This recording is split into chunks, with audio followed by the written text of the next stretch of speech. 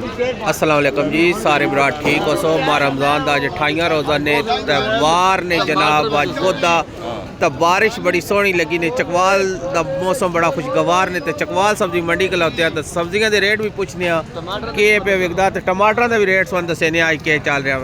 टमाटर का भी रेट पता करें। टमाटर कट्ठे तो भाई रो लैक आए ने। कितने का टमाटर अज 1000 रुपए का कितना वजन है? 18-19 किलो टमाटर ले आने भाई जानो।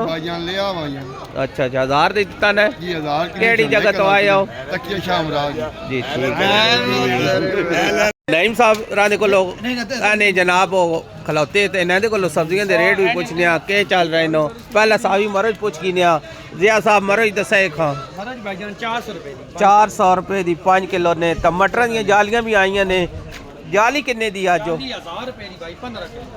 ते खीरा किन्ने दा? खीरा 200 रुपए दा 5 किलो 200 रुपए दा। ते करेला भी दसो ना। करेला भाई जी 750 रुपए दा 5 किलो। 750 दा 5 किलो। ते भिंडी किन्ने दी हो गई?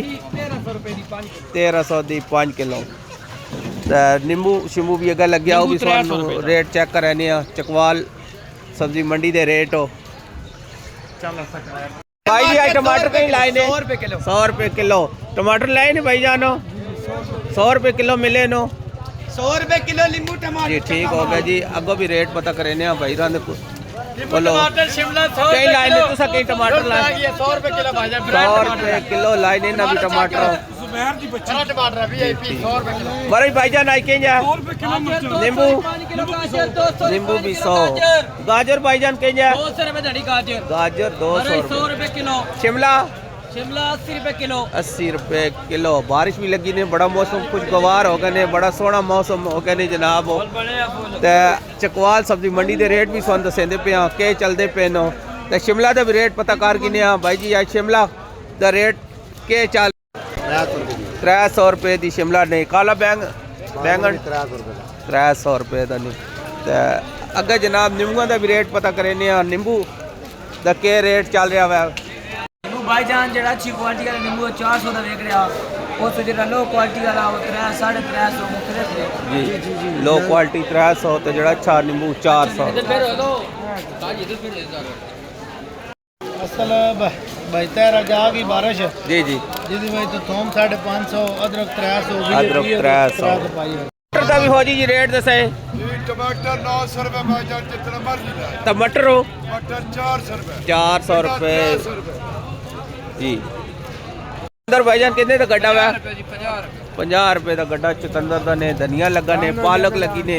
आज धनिया पालक ही बेच रहे हो? धनिया सस्ता है। धनिया कितने दी? धनिया 40 रुपए 40 रुपए। तो पालक को 50 रुपए 50 रुपए। पुदीना पुदीना प्याज 30 रुपए गड्ढा। 30 रुपए गड्ढा ने। तो अगर जनाब वो आलू प्याजा का भी रेट पूछने की पे विकदा। आलू प्याज आज 300 ने जी नहीं फ्री प्याज कहीं दड़ी 300 रुपए धड़ी। आलू 100 रुपए धड़ी। आलू 100 रुपए दड़ी। ठीक हो गया आ रहा है। अगर भाई रोई मरचा पे भी चेंदे ने। आई मरच कहीं दड़ी लाई ने 500 रुपए दड़ी मरच ने जी। तो कच्ची हल्दी भी पता करे ने क्या रेट है? कच्ची हल्दी दा 500 रुपए धड़ी। तो मरचो मरे जी 500। 500। अगर भाई रान को पूछने आई के लाए वने जी। धनिया दी कितने दी पली? जी 150 दी पांडो जी। गोभी 400 दी।